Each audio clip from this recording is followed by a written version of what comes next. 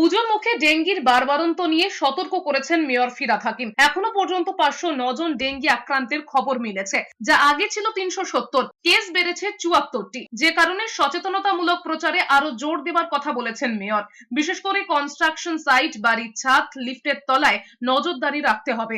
এজন্য কাউন্সিলরদের তৎপর হতে বলেছেন ফিরহাদ হাকিম। তিনি আরো বলেছেন 7 দিন লাগাতার ভিজিট করতে হবে। এই সময় হচ্ছে ডেঙ্গি বাড়ার সময়।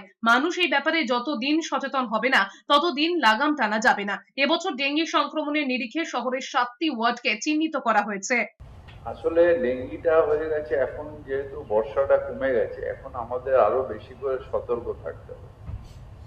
আমাদের ডেঙ্গি প্রচারটা যাতে সব ওয়ার্ডে কাউন্সিলরদেরও বলেছি, আবার বলছি, যাতে প্রচারটা থাকে এবং জয়েন্ট যে টিমটা যেটা ভিজিট করে 7 দিন অন্তর অন্তর এক একটা রাস্তা, সেই টিম যেন আরো অ্যাক্টিভলি ভিজিট করে।